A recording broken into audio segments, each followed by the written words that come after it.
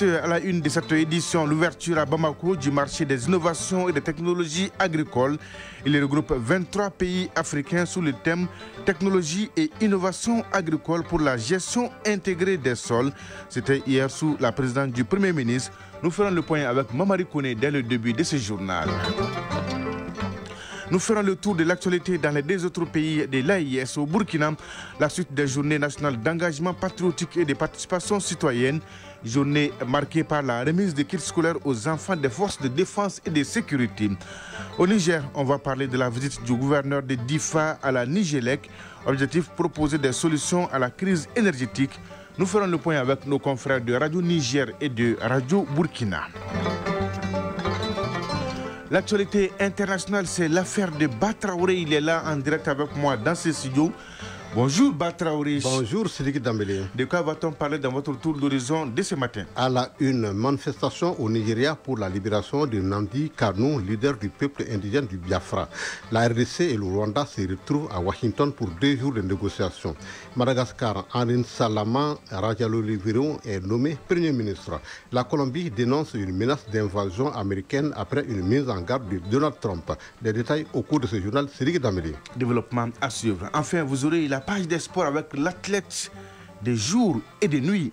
Sragatou Sissi, bonjour. Bonjour, c'est Est-ce que tout va bien, Sragatou? Oui, ça va, alhamdoulilah. La une de votre page. Les 21 aigles du Mali en route pour Praia pour défier les Cap-Verdiennes sont connus dans le cadre du deuxième tour. Allez, vous entendrez le sélectionneur Birama Konaté. Ligue des champions d'Europe, la 3e journée de la phase de poule unique est à l'honneur ce mardi avec 9 rencontres dont Arsenal Atlético de Madrid. L'insolite du jour mettra fin à cette page des sports. Et voilà pour le sommet. Vous êtes prêts? Eh bien, nous aussi. Une fois de plus, bonjour et bienvenue. Bamako, capitale du marché des innovations et des technologies agricoles. Le Premier ministre, ministre de l'administration territoriale et de la décentralisation, le général de division Abdoulaye Maïga, a donné le coup d'envoi hier ici à Bamako, organisé par le Conseil ouest et centrafricain pour la recherche et le développement agricole, CORAF, qui regroupe 23 pays africains. Le marché des innovations et technologies agricoles est un cadre d'échange visant à promouvoir les innovations et technologies agricoles. Et selon le Premier ministre, face à la dégradation des sols et aux perturbations climatiques, il faut adopter des solutions novatrices et durables. L'édition 2025 est placée sous le thème technologie et innovation agricole pour la gestion intégrée des sols. On fait le point avec Mamari Kone et Aliou Touré. Après Lomé en 2024, c'est Bamako qui abrite cette année la 5e édition du marché des innovations et des technologies agricoles MITA, événement phare de la promotion de la recherche et de l'innovation agricole en Afrique de l'Ouest et du Centre. Le marché des innovations agricoles est un cadre d'échange, d'informations technologiques et innovation au profit du public et des professionnels agricoles. L'édition 2025 du marché est placée sous le thème « Les technologies et innovations agricoles pour la gestion intégrée des sols ». Dr Khalifa Traoré, président du conseil d'administration du Conseil ouest et centrafricain pour la recherche et le développement agricole, le CORAF. Ce choix n'est pas fortuit car il figure parmi les objectifs du CORAF qui vise à promouvoir l'adoption massive des technologies et d'innovations climato-intelligentes, gestion intégrée des sols, mais également de gestion intégrée de l'eau. Ces technologies doivent renforcer la résilience de nos systèmes agricoles, améliorer la productivité et contribuer à la lutte contre la pauvreté chronique et le chômage des jeunes. Ibrahima Koulibaly, président du conseil d'administration du réseau des organisations paysannes et des producteurs agricoles de l'Afrique de l'Ouest Europa. On fasse des efforts réels pour financer nos propres politiques agricoles. Il n'y a pas d'alternative à cela. Que nous faisons le maximum pour augmenter le niveau d'accès aux ressources productives pour la majeure partie des producteurs africains. Selon le Premier ministre au Mali, l'agriculture contribue à 40% du produit intérieur brut, emploie plus de 70% de la population active et représente la principale source de revenus de 80% des populations rurales. Général de division Abdoulaye Maïga, Premier ministre, ministre de l'administration territoriale et de la décentralisation. Le thème de cette 5e édition, à savoir, je cite, « Technologies et innovations agricoles pour la gestion intégrée des sols », fin de citation, est pertinent. Face à la dégradation des sols et aux perturbations climatiques, nous devons adopter des solutions novatrices et durables. En ce qui concerne notre pays, plusieurs actions concrètes ont été engagées. Il s'agit notamment de la promotion des techniques de conservation des eaux et des sols, la restauration de plus de 100 000 hectares de terres dégradées, la promotion des biofertilisants et amendements organiques, la construction et la réhabilitation d'infrastructures hydrauliques, l'aménagement de bas-fonds et de petits périmètres irrigués. Les innovations technologiques présentées à ce forum, notamment dans le domaine de la gestion des sols, ouvrent de nouvelles perspectives entrepreneuriales pour nos jeunes agripreneurs. Nous encourageons ces jeunes à saisir les opportunités et à devenir des acteurs de la transformation agricole de notre pays. Lors de cette édition sera décerné pour la deuxième fois le prix de l'innovation agricole Abdoulaye Touré. Ces prix récompensent des chercheurs, inventeurs, institutions de recherche et entreprises privées dont les innovations ont un impact mesurable sur les systèmes agricoles en Afrique de l'Ouest et du Centre. Il s'agit du prix de l'innovation agricole Abdoulaye Touré, du prix de l'innovation agricole du Mali. Ces prix viennent reconnaître l'effort, le mérite et la créativité des inventeurs, chercheurs et innovateurs qui consacrent leur intelligence au profit du secteur agricole.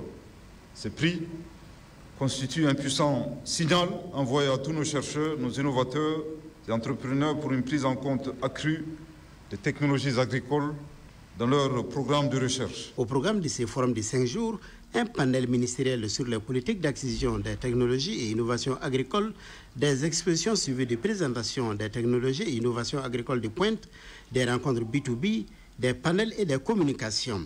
La cérémonie est suivie d'une visite guidée des stands d'exposition où sont présentés au chef du gouvernement les innovations et technologies agricoles. L'actualité est sur autre plan. L'islam face aux enjeux contemporains, défis, perspectives et responsabilités. Voilà le thème d'un séminaire ouvert hier à Bamako, une initiative du ministère des Affaires religieuses, du culte et des coutumes en collaboration avec celui des affaires islamiques, de l'appel et de l'orientation du Royaume d'Arabie Saoudite. Le séminaire visait un double objectif, renforcer les capacités des imams et prédicatrices maliens d'une part et adopter une approche coordonnée et multidimensionnelle afin de lutter contre le terrorisme et l'extrémisme violent d'autre part.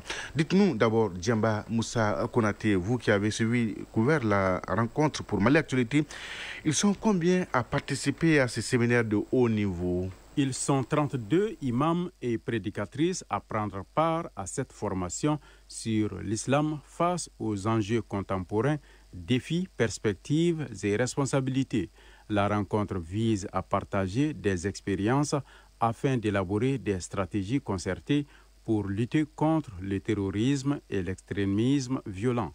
Dr Mahamadou Kone, ministre des Affaires religieuses, du culte et des coutumes. C'est une formation pour former nos imams dans comment est-ce que, dans ces moments très difficiles, ils doivent prendre la parole dans les mosquées, dans les prêches. Dans cette formation, ils vont voir dans quel cadre il est bon pour un musulman de prêcher avec sagesse et comment est-ce que les prêcheurs doivent se comporter, et surtout en ces moments très difficiles. Les médias et l'islam à l'époque des réseaux sociaux, entre manipulation et radicalisation, l'approche islamique du juste milieu dans la lutte contre l'extrémisme violent sont entre autres modules qui seront développés au cours de ces travaux. Dr Mahamadou Kone, ministre des Affaires religieuses, du culte et des coutumes. Nous avons des grands formateurs avec nous ici au Mali et nous avons profité de l'expérience de l'Arabie Saoudite dans le cadre de la lutte contre l'extrémisme violent et le terrorisme. Donc la formation est essentiellement basée sur ça. À l'issue de ces 5 jours de travaux, une approche intégrée devra être adoptée pour mieux cerner et contrer la radicalisation tout en favorisant la paix et le développement du pays. La nouvelle maison des pupilles en chantier à Bamako-Sénou avance à hauteur de souhait. Constat fait hier par Madame le ministre de la Santé et du Développement social, accompagné du conseiller spécial du président de la transition chargé des œuvres sociales. Ce chantier, une fois terminé, va offrir un foyer aux pupilles où ils pourront se reconstruire et se développer. Question à Barakissa Ouattara qui a suivi la visite. C'est pour quand la fin des travaux? Si tout se passe comme prévu, la maison des pupilles devra accueillir ses pensionnaires d'ici avril 2026. Situé dans la zone aéroportière de Bamako-Sénou, le nouveau siège de l'ONAPUMA est bâti sur une superficie d'environ 2 hectares. Le chantier est presque à terme dans sa première phase. Alpha Diop, architecte. Le projet est dans sa première phase qui comprend les hébergements pour les filles, les petits-enfants et les garçons. Il y a également à cette phase le restaurant et une vianderie et le mur de clôture. Ultérieurement, dans la deuxième phase et les phases ultérieures, il y a un bâtiment de l'administration, plus un auditorium de 300 places et un terrain de sport.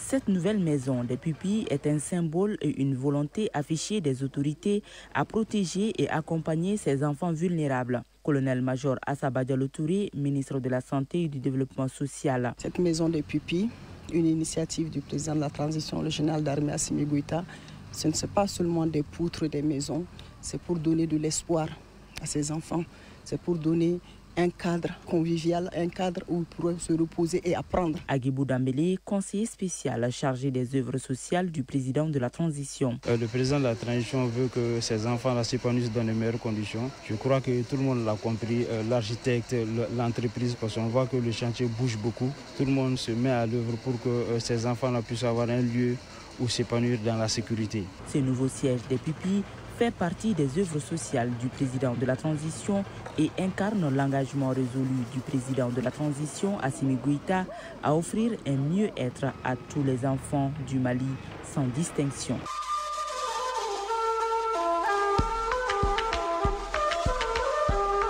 AES, actualité.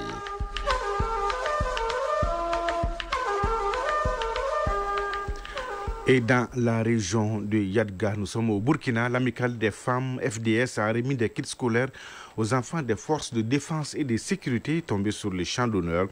Un don qui s'inscrit dans le cadre des journées nationales d'engagement patriotique et de participation citoyenne. La cérémonie de remise s'est déroulée hier à Ouaïgouya. Les précisions de notre confrère de Radio Burkina, Xavier Belem Guignagré.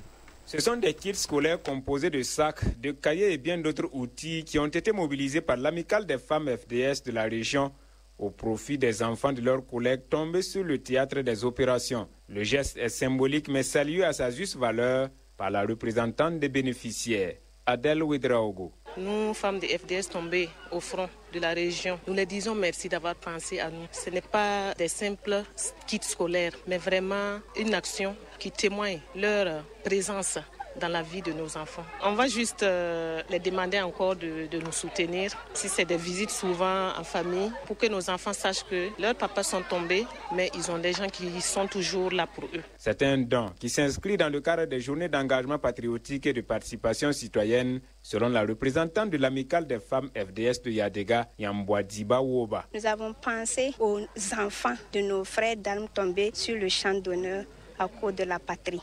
Nous savons tous, nous sommes des mamans, nous savons les difficultés à la rentrée scolaire. On a dit, on ne peut pas les laisser seuls. Le procureur du Faso, près du tribunal de grande instance de Ouaïgouya et par ailleurs parrain de la cérémonie, a salué l'engagement de ces femmes aux côtés des familles de leurs collègues tombés. Ali Benjamin Koulibaly. C'est des actions qu'il faut louer parce que bien vrai que le gouvernement a pris en charge ces enfants comme étant des pupilles de la nation. Il faut saluer les initiatives isolées comme ce que fait l'amicale en apportant son soutien. Donc, ce qui est beaucoup plus nécessaire pour les enfants actuellement, c'est les sacs, c'est les kits et bien d'autres petits besoins. Le représentant du gouverneur a salué la mémoire des héros tombés sur le champ d'honneur. Il a par ailleurs invité ses enfants bénéficiaires à honorer la mémoire de leurs parents en travaillant bien à l'école. Direction Niger, dans un contexte marqué par une série de coupures d'électricité perturbant le quotidien des populations de Difa, le gouverneur de la région, le général de division Mahamadou Ibrahim Bardagoma, s'est rendu à la centrale de production de la Nigélec. Objectif, constater de visu les causes de la crise énergétique et proposer des solutions durables. Une visite de terrain qui témoigne de l'engagement des autorités régionales à répondre aux préoccupations urgentes des citoyens. Les précisions de notre confrère de Radio Niger, Abdoul Jalil. Face à la persistance des délestages électriques qui affectent la ville de Difa ces dernières semaines, le gouverneur de la région, le général de division Mohamed Ibrahim Bagdoma, a effectué ce terrain au centre de production en énergie électrique de la Nigélec. Objectif, s'inquérir de la situation réelle de la production et de la distribution de l'énergie électrique, mais aussi écouter les explications techniques des responsables à Nigélec sur les causes des perturbations. La ville de Difa est soumise ces derniers temps à des délestages vraiment intempestifs et très importants. La situation a atteint un niveau critique. Et c'est pour ça que nous sommes venus pour constater de visu quels sont les problèmes auxquels nous sommes confrontés et comment envisager des solutions dans l'immédiat ou en tout cas à court terme. Nous avons aujourd'hui au total 3 groupes dont un est déjà en panne. Et les 2 nous produisent au maximum 2,5 mégas alors que le besoin de la ville est de 5 mégas. Vous voyez qu'il s'agit non seulement de renforcer DIFA en groupe électrogène de manière à couvrir les besoins, mais également à constituer une réserve froide, de manière à ce qu'en cas de panne ou en cas de maintenance, eh bien, les groupes qui sont en réserve froide pourront être sollicités le temps qu'on répare la panne ou qu'on fasse la maintenance des autres. Cette visite témoigne de l'attention particulière des autorités régionales face aux préoccupations quotidiennes des citoyens.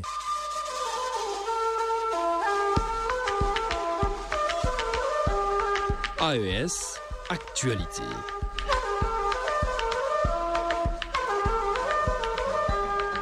Donc, fin de la page AES. Merci de choisir Radio Mali pour vous informer. Vous suivez actuellement la première édition de Mali Actualité de ce mardi 21 octobre 2025. C'est un plaisir de vous servir. Dans la seconde partie de cette édition, nous allons développer l'actualité internationale avec Batraoré. Il est là en direct avec moi. Fin prêt, son tour d'horizon nous conduira au Nigeria, en RDC, au Rwanda, à Madagascar, en Colombie et au Cameroun, Batraoré. Oui, au Cameroun, la tension monte en attendant les résultats de l'élection présidentielle. Le développement dans une poignée de secondes. Pas de chronique initiative citoyenne aujourd'hui, mais vous aurez la paille des sports avec l'athlète Sragato Cissé. Avec lui, on va parler des Aigles d'Âme, de la Ligue des champions d'Europe. Les éliminatoires de la Coupe du Monde 2026 est bouclé avec l'insolite du jour. C'est l'histoire, Sragatou, d'un joueur blessé aux multiples astuces. Top 6. Les développements dans quelques instants. À l'actualité, 7h19 dans la commune de Djakourna. Et oui, Batraoré, au Nigeria, des manifestations pour la libération de Nandi Kanu. Oui, ces manifestations ont eu lieu hier pour réclamer la libération de Nandi Kanu, leader du peuple indigène du Biafra, un groupe séparatiste qui milite pour l'indépendance de la région du sud-est du Nigeria. L'appel à manifester a été lancé par le journaliste Omoyele Sowore. Plusieurs figures politiques, dont l'ancien candidat à la présidentielle Peter Obi, ont apporté un soutien officiel aux détenus.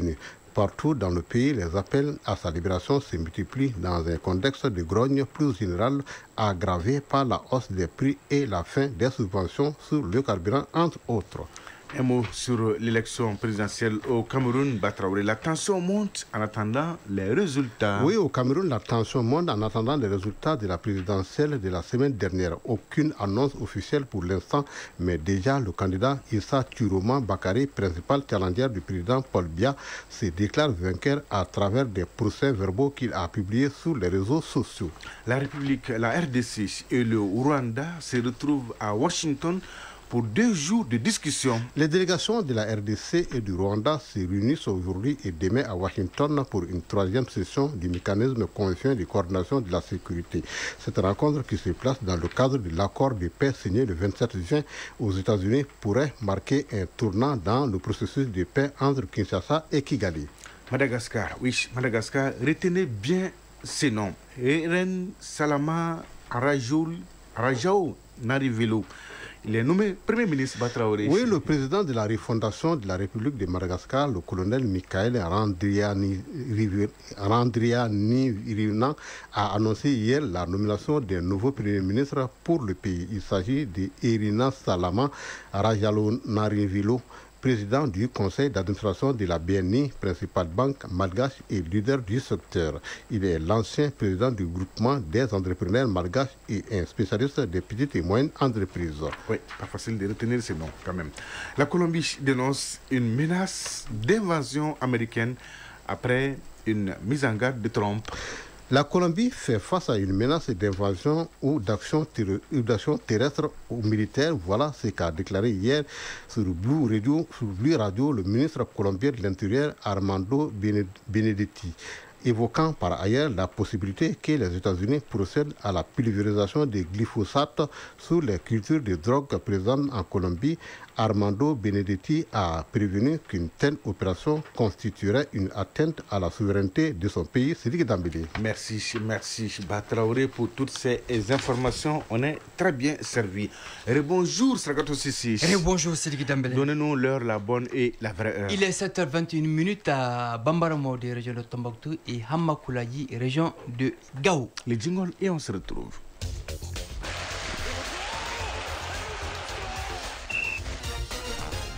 Et oui, les sélectionneurs des Aigles d'Âme du Mali, Birama Konaté, étaient face à la presse hier pour dévoiler la liste des joueurs retenus pour la double opposition face au Cap-Vert. Elles sont 21 aigles, 10 locales et 11 professionnels et répartis comme suit: 2 gardiens de but, 6 défenseuses, 6 milieux de terrain et 7 attaquantes choisies par le sélectionneur Birama Konaté. Le Mali croisera le Cap-Vert au deuxième et dernier tour qualificatif à la CAN féminine Maroc 2026. On écoute le sélectionneur des Aigles d'Âme Birama Konaté sur les forces en présence au micro de notre reporter Hawa Kamisago. Quand vous regardez la nomenclature de la liste, vous verrez qu'il y a des joueurs expérimentés, ceux qui viennent d'arriver avec les joueurs de l'espace qui viennent de la compétition et avec ceux qui ont participé à la CAN une fois, 2 fois ou 3 fois. Donc avec ces cumuls d'expérience-là, nous allons nous appuyer sur ça pour pouvoir chercher la qualification, Inch'Allah. A rappelé Sidiki Dambélé que l'équipe du Mali quitte Bamako ce mardi à 9h pour Praia. Match aller prévu ce vendredi 24 octobre et le retour le 28 octobre ici à Bamako. Bonne chance donc aux joueuses, aux Aigles d'Âme Sragatou. Tout à fait. La Ligue des champions d'Europe, poule unique, débute ce mardi de la 3e journée avec de gros chocs, dites-nous. Parmi lesquels Arsenal Atlético de Madrid, Leverkusen Paris Saint-Germain, Villarreal Manchester City, Newcastle Benfica Lisbonne et PSV Eindhoven Naples. Tous ces chocs cités commencent à 19h temps universel. Auparavant à 16h45, à suivre FC Barcelone Olympiacos Le Pirée et Kairat Almaty Pafos. Et quelques jours après la qualification de l'Arabie Saoudite à la Coupe du Monde 2026, les sélectionneurs se voient récompensés d'un joli parole, Sragatou.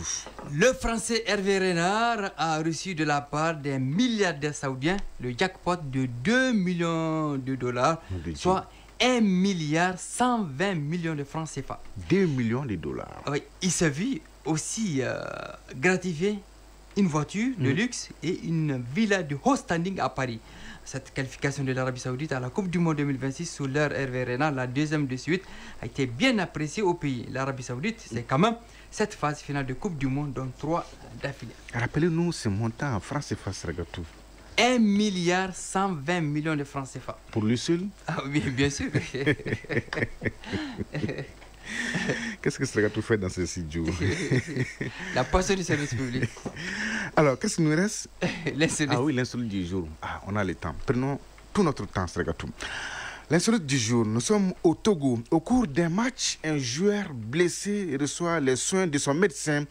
Et plus le match se poursuit, plus les blessures se multiplient. Seul le médecin de l'équipe a compris. Vous étiez là? Vous avez tout suivi? Racontez-nous tout, Sragatou. Alors, dans ce match, un joueur de l'équipe visiteuse a su que le médecin a préparé du jus pour les blessés. Quoi? Oui. Alors, à la 10e minute, il se blesse légèrement. Il est transporté sur civière avec un coussin médicalisé. Le médecin... Civière avec coussin médicalisé. Vous avez deviné. Le médecin donne au joueur blessé une bouteille de jus frais. Après quelques gorgées, il est autorisé à reprendre le jeu. Alors, au 20e et 35e minute, il simule une blessure et reçoit les mêmes privilèges, une civière, un coussin médicalisé et du jus. À la mi-temps, le médecin de l'équipe lui demande de jouer en grand et d'arrêter d'utiliser le coussin médicalisé. Il lui répond, selon nos sources, quand on se blesse, le coussin médicalisé est un bon remède pour se mettre en forme. À la reprise, le coussin médicalisé a été changé et le joueur n'a plus contracté ou simulé une blessure.